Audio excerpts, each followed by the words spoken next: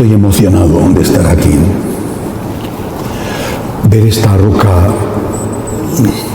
roca caliza, blanca, rodeada de esta corona de bronce,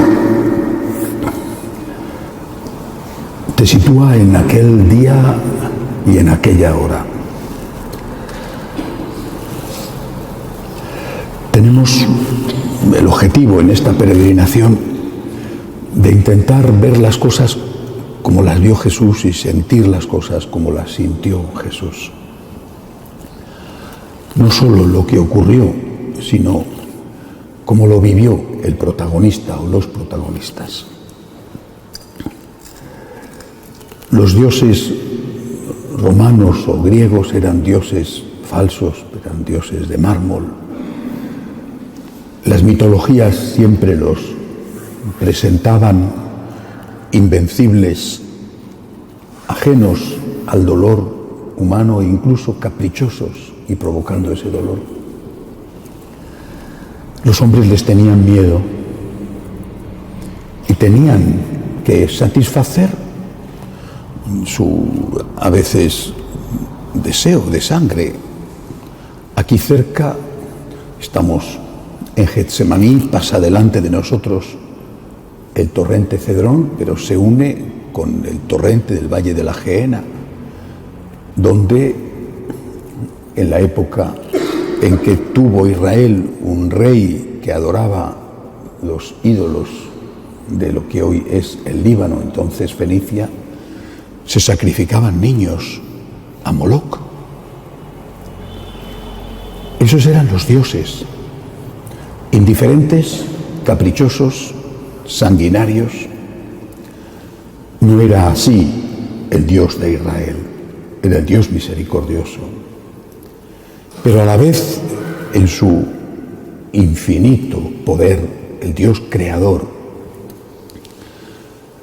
estaba lejos.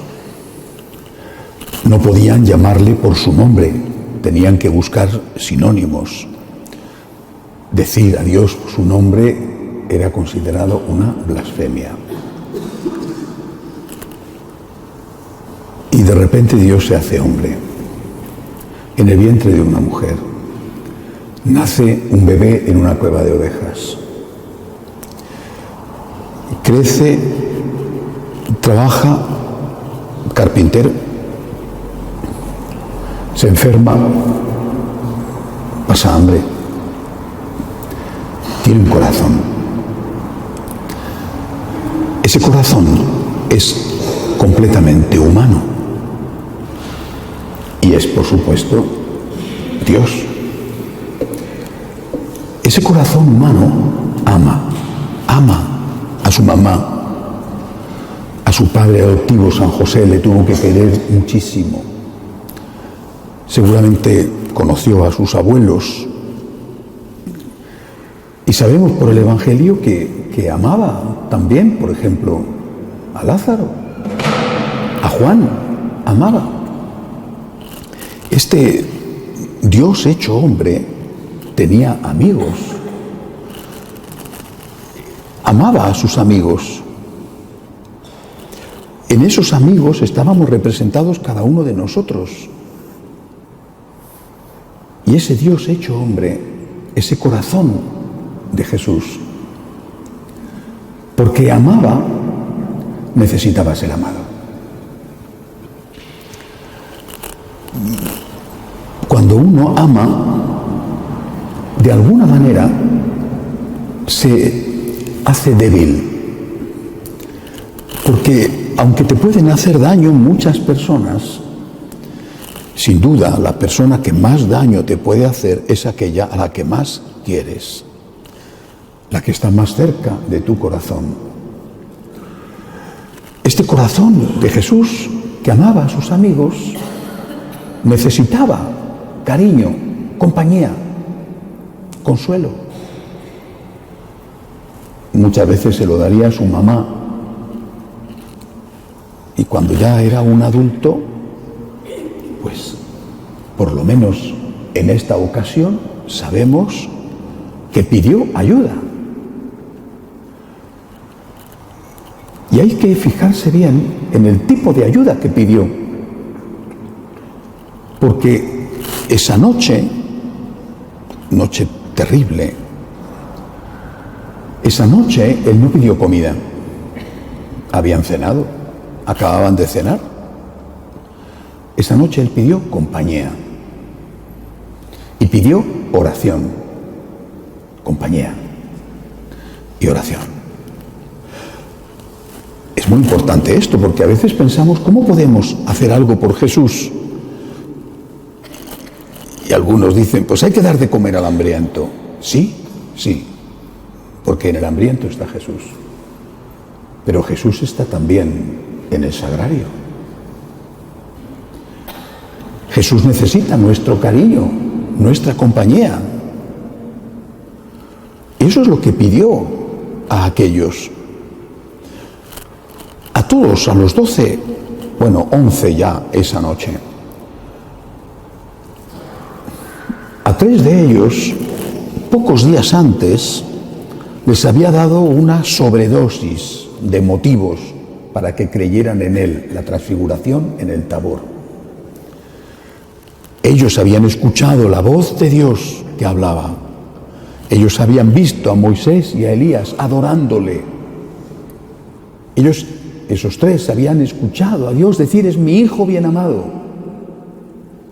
Lo mismo que había hablado en el Jordán cuando fue bautizado por Juan. Tenían que estar suficientemente preparados para resistir la crisis que estaba ya a punto de llegar. A ellos Jesús les pide, por favor, estoy pasándolo muy mal. Por favor, estad a mi lado. Sois mis amigos, mis mejores amigos. A los que más quiero, por favor, estad a mi lado. Acompañadme rezando. Debía de ser muy tarde y a lo mejor la cena pues había sido copiosa y ya sabemos que se utilizó vino, como ocurría en las cenas judías normalmente, sobre todo en la Pascua. Así que debían de estar entre la digestión de la cena y los efluvios del vino muertos de sueño. Lo dice el Evangelio. Tenían sueño. Jesús les había pedido, os suplico, os necesito, ayudadme. Y ellos se quedaron dormidos. Seguramente que podemos encontrar excusas para esta situación de los apóstoles, ¿verdad? Repito, una cena abundante, regada por vino de la tierra, la hora nocturna, quién sabe, cansancio. Pero Jesús les necesitaba, en ese momento les necesitaba. ¿Qué sintió el corazón de Jesús? No podemos entrar en el misterio del corazón de Jesús si no tenemos siempre en cuenta que es Dios. Un corazón humano, pero también Dios. Es decir, Dios conoce todo, nuestro pasado, nuestro presente, nuestro futuro. Él sabía que aquellos se iban a dormir y a pesar de todo le pidió ayuda. Y él sabía que le iban a traicionar y a pesar de todo les había elegido.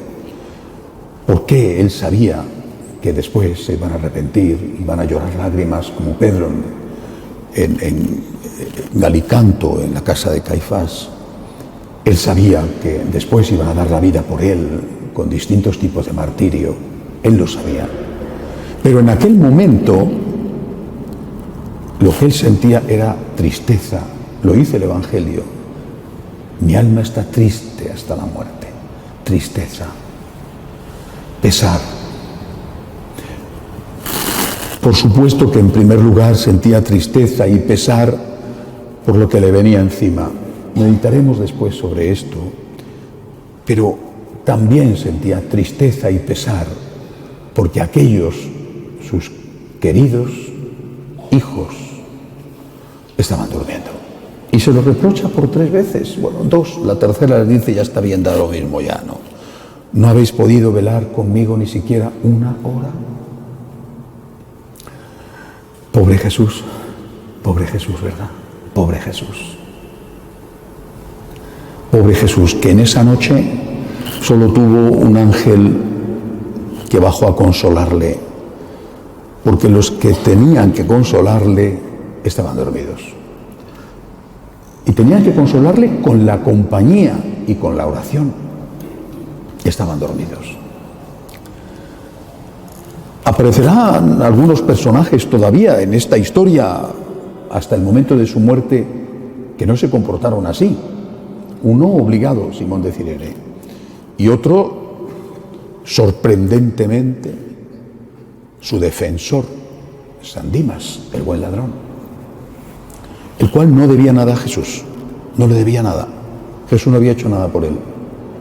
Y sin embargo es el único que da la cara, el único que le defiende y el único que proclama su divinidad en ese momento. Los que habían estado en el Tabor, los que habían visto decenas de milagros, los que tenían motivos sobradísimos para creer en su divinidad, estaban en crisis, dormidos aquí y luego escondidos. Pobre Jesús, pobre Jesús, pobre Jesús. Y la pregunta natural es, ¿y nosotros qué? Recuerdo hace muchos años, era un jovencísimo sacerdote, debía llevar un par de años ordenado, no más. En la parroquia donde estaba, allí en mi barrio, un barrio obrero, en Vallecas, en Madrid, había empezado enseguida a hacer una misa muy temprana para los chicos que eran universitarios y que salían temprano a la universidad. Y a las 7 de la mañana les esperaba todos los días en la puerta lateral de la iglesia, porque el templo estaba cerrado, para hacerles pasar y celebrar misa con ellos, una misa rápida, que pudieran salir a clase. Bueno, era un buen grupo de universitarios. Nos reuníamos allí todos los días a celebrar misa antes de que ellos fueran a la universidad. Un día estaba esperando a que llegaran, siempre abría la puerta unos minutos antes, era invierno, hacía frío, frío de Madrid. No había amanecido todavía. Y un día vi que en la acera de enfrente había muchísima gente haciendo fila, muchísima gente, más de 100 personas, más de 100, y quedé impresionado. ¿Qué sucede? Bueno, después me enteré. Aquel día abrían un comercio en la acera de enfrente que se dedicaba a la venta de perfumes, cosas de higiene para el cuerpo, jabones, bueno. Y ese día, el día de la inauguración, habían anunciado, yo no me había enterado, que los X primeros, no sé si durante toda la mañana o los primeros que entraran, tenían un regalo, pero un regalo que debía de ser de nada, que sé, una pastilla de jabón, una cosa así, bueno, o un vale por algo de dinero. Entonces en España había pesetas, no euros. Bueno, un regalo que podías comprar con eso, un vale, lo que fuera. Y había más de 100 personas esperando, hacía frío, en la calle. No llovía esa mañana, pero todo oscuro, la gente esperando para que te regalaran una pastilla de jabón. Yo pensé, ¿y para comulgar? ¿Y para comulgar? Y yo afortunadamente tenía este grupo de muchachos excelentes que venían, 5 o 6, bueno. Pero si yo dijera, a ver, todo el que venga a misa a las 7:30 de la mañana va a recibir un cheque de, entonces, ¿no? Eran pesetas, de 1000 pesetas, eso era mucho dinero entonces, ¿no? Bueno, uy, madre mía, ¿no? Habría tenido que ir la policía todos los días a poner orden porque aquello hubiera sido apoteósico. Pobre Jesús, ¿no? Que vale menos que una pastilla de jabón. Esto es real. Pobre Jesús, pobre Jesús. Y luego llega el domingo. Claro, vamos a ver, el que no tiene fe, oye, el que no tiene fe, no tiene fe, ¿no? ¿Qué vas a reprocharle al que no tiene fe? Pues no va a misa el domingo, pues ¿cómo va a ir si no tiene fe? Los que sí tienen fe. Es que estoy tan ocupado, padre, es que usted no sabe lo ocupadísimo que yo estoy. Ocupadísimo significa que te levantas tarde, que prácticamente te levantas para comer, porque te acostaste muy tarde, estuviste de fiesta, de juerga. Eso significa estar ocupadísimo el viernes por la noche o el sábado por la noche. Ocupadísimo. Pobre Jesús, ¿no? Pobre Jesús. ¿Y nosotros? ¿Cuántas veces he escuchado esta pregunta? Padre, ¿hasta qué hora puedo llegar a misa y cumplir el precepto? Y si llego y no he escuchado el Evangelio, ¿me vale? O a veces he venido el sábado por la tarde, pero es fiesta. ¿Con una misa vale para dos cosas? Pobre Jesús, pobre Jesús, pobre Jesús. Y cuando los sacerdotes dicen, es lunes, no celebro misa, mi día de descanso, me quedo atónito, siento un estupor que me resulta increíble. Pobre Jesús. O llega la Pascua, han trabajado mucho en Semana Santa, que probablemente es verdad. La Semana Santa para los sacerdotes es intensa, sobre todo en determinados sitios. Entonces la Pascua, vacaciones. Pobre Jesús, pobre Jesús. Y tú mismo, ¿no? ¿Sabes que está en el sagrario? Quizá la iglesia de tu parroquia, por seguridad, por los motivos que sean, está cerrada, pero aunque sea, pásate por la puerta. No. O quédate un rato después de misa a adorarle, a darle gracias, o vete unos minutos antes. Cuando era un adolescente, un jovencito, antes de entrar en el seminario, el verano antes de entrar en el seminario, es una anécdota que seguramente algunos ya me habéis escuchado. Fue un verano muy importante para mí. Había terminado primero de ingeniero y me preparaba para entrar en el seminario en septiembre. Pero aquel verano nos fuimos con mi madre y mi hermana a la casa de campo que teníamos en más o menos 70, 80 kilómetros de Madrid, junto a un río, un sitio precioso. Mi papá se quedaba en la ciudad, en Madrid, trabajando, pero mi hermana, mi mamá y yo estábamos en el campo, un sitio maravilloso. Solo tenía un problema. El pueblo estaba lejos. Yo no conducía, tenía 18 años recién cumplidos. ¿Qué hacía? Había pasado todo aquel año antes de entrar en el seminario, mientras que estaba estudiando el primero de ingeniero, yendo a misa todos los días. Y muchas noches dormía 4 o 5 horas nada más. Tenía que estudiar porque trabajaba con mi padre en la tienda.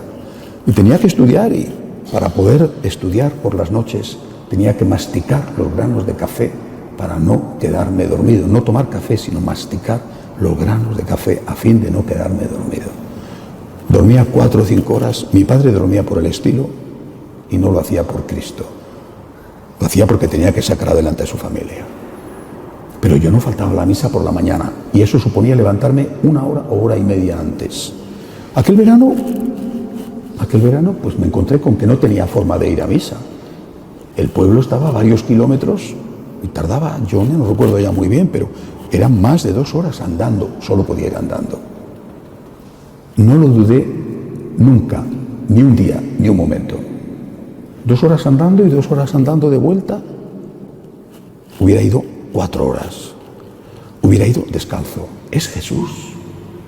Es Jesús.